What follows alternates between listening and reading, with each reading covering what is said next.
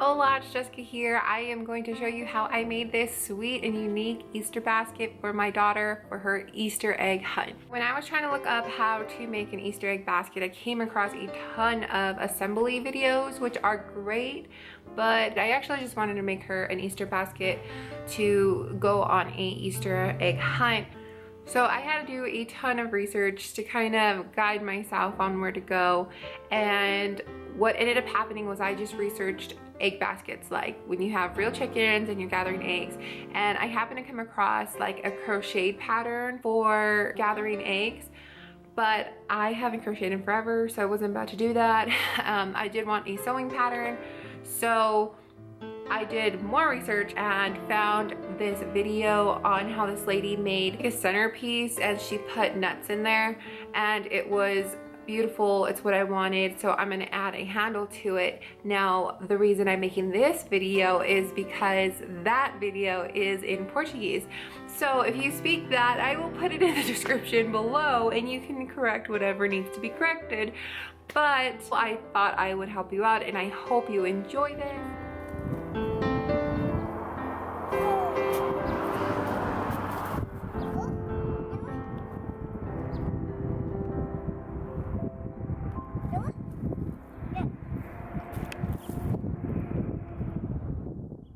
This part is optional. You can make this template yourself, or you can just mark directly onto your fabric. If you are making a template, make a 13-inch diameter and a 4-inch diameter circle. You will also need to make a 5-inch by 21-inch rectangle for the handle. We're going to make a circle using the measuring tape.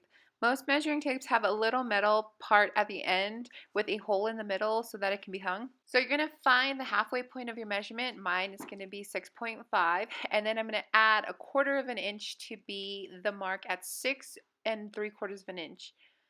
The reason you need to add 1/4 of an inch is because the little circle at the end of the measuring tape is not at the 0 mark, so you need to add that into your measurement. Make sure you have enough clearance when you're trying to make the 13-inch diameter circle. Then take a pen, which is a writing pen, and place it in the circle at the end of the measuring tape and rotate. You're going to rotate the bottom of the measuring tape as well so that it'll stay uniform as you go all the way around and just complete your circle. Repeat steps for the 4-inch diameter circle, with the center being 2 inches plus the 1/4 of an inch to place your pin at 2 1/4 inch. Cut out both circles and set aside. You now need 6 15-inch by 15-inch squares. I did mine 3 in one print and 3 in another. You also are going to need 3 15 by 15-inch batting squares. Exact squares are not necessary, as you see mine are pretty roughly cut. You're going to lay your batting down, and then you're going to lay your lining fabric face up on the batting. The lining fabric is going to be the fabric that's shown on the inside of the basket. Then you're going to lay your outer fabric face down on so that right sides are touching, and the outer fabric is going to be obviously what's on the outside and what mostly people will see. Pin so that it all stays in place. Now lay your 13-inch circle template on top and then trace. Now sew all the way around the circle, sewing on the line and locking your stitch at the beginning and end of the circle. Repeat for all remaining circles so you have a total of 3 sets of circles. I'm using pinking shears, but if you have regular scissors, you can do the exact same thing. Just cut little triangles into the edges. So you want to remove all the excess fabric, and you want to take out some of the bulk, so that's why the triangles come in handy. Repeat for all 3 circles. Now for this next part, you actually need to be careful what side you're going to be cutting into. You always want to be aware of what side is going on top or bottom. You need to determine what circle is going to be your top circle, middle circle, or bottom circle. Choose your top circle, and you will be cutting into the center of the outer fabric. You need to pull the fabric apart so that the outer fabric is on one side and the lining and batting are on the other. For the top circle, you need to cut a slit in the middle of the outer fabric so that you can turn the circle right sides out. Don't make this slit too large. You just want it large enough to turn the fabric. And then you're going to turn right sides out. Next, choose your middle layer. For this layer, I also cut into the outer fabric. Cut and turn right sides out. For the bottom layer, keeping the lining face up, just like the top layer, separate the 2 fabrics, and I will be cutting into the lining side this time. So it needs to be opposite of whatever your top layer is. So make sure you pay attention to what side you're cutting into.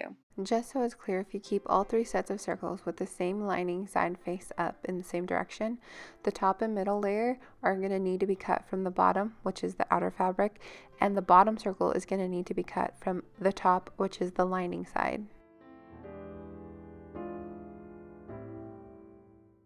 Once you have all 3 sets of circles turned right sides out, you're going to iron all the circles flat. Then you're going to top stitch the circles on the outer edge. I sewed about 1/8 inch in from the edge on all 3 circles.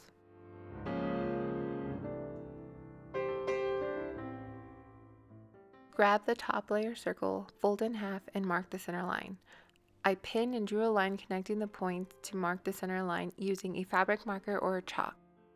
A little tip about testing your fabric marker or chalk: you want to do this on a scrap piece of fabric so that you can test and see that if it comes off easily, because you don't want to see these marks in your end product.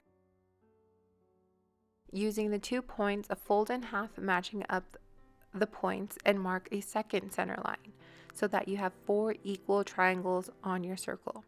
You're now going to have an X on your circle. Continue to match up your points, folding in half and marking center circles. You want 2 more center circles so that you have 8 equal triangles on your circle. It's a little hard to see on camera, but I'm trying to show you a close-up here of the 8 equal triangles that are going to be on your top circle. Now you're going to lay your middle circle lining face up, and then you're going to lie your top circle, the ones you just wrote the X's on, lining face up on top of the middle circle, and you're going to pin together. You will now sew all of the lines that you marked. Be sure to lock your stitch at the beginning and end of each line.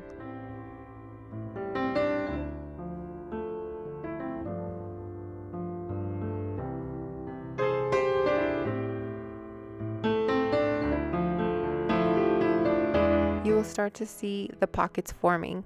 If you want extra stability like I did, for the center of the basket, I cut thick fabric smaller than the 4-inch diameter circle template. You can skip this step if you so choose, since the basket is probably only going to be used once. I had fox leather or something thick lying around, so I just used 3 layers of that. And I did stitch them together. A stay stitch would work perfectly fine to keep them together. You want to mark the center of the scrap stabilizer as well. Lay your bottom circle or your third circle lining face up on the table. You want to add the extra stabilizer fabric in the center of that. Then you're going to lay your top circle on top of that lining face up as well.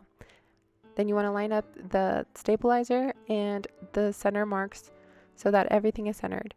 Once you have everything centered, you're going to use your 4-inch diameter template, and that should have a pinhole in it marking the center, and you're going to line that up as well. Once everything is centered, you're going to trace around the 4-inch diameter circle. Once you have that trace, make sure you're pinning.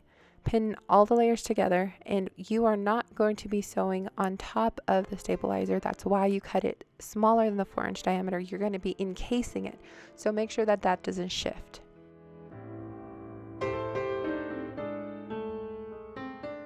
Stitch right on the line that you marked, locking your stitch at the beginning and end of the circle.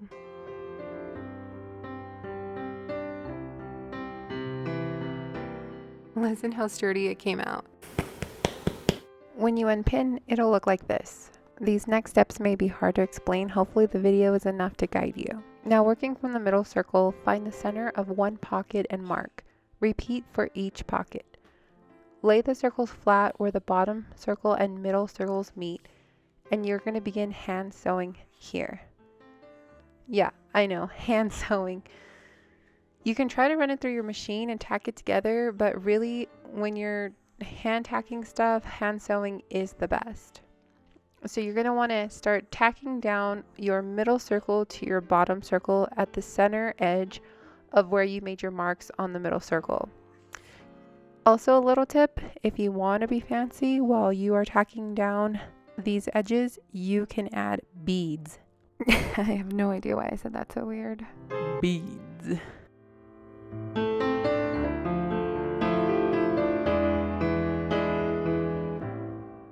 Working from the top circle, fold on the seam line, touching the lining fabric of one pocket to the lining fabric of the adjacent pocket. You will pin together just to keep them touching.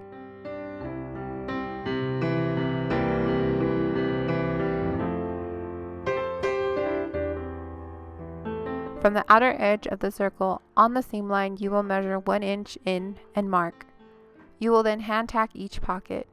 This will create the center of your basket. You're going to repeat for all pockets and you will end up with 8 walls. You can remove the pins after you have hand tacked to see your inner basket.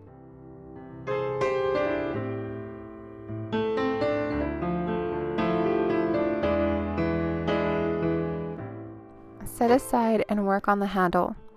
I doubled up the fabric from my handles to just make it thicker. I cut 2 5-inch by 21-inch rectangles. Iron the material so that the raw edges will be folded in by ironing 1 inch up from both ends and then fold in half lengthwise and iron. Once you have a center crease, fold the raw edges in so that they touch the center crease and iron.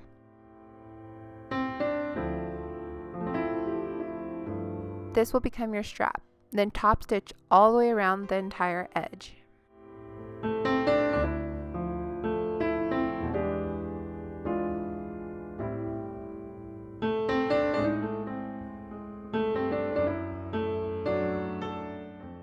Attaching the handles. You may need to hand sew the straps. Just make sure that they're on the opposite ends on the inside of the basket. Your little one can add eggs to the basket and they will have a basket like no one else at the Easter egg hunt. Don't forget to thumb it, sub it, speak it, and spread it, otherwise known as like it, subscribe, comment, and share.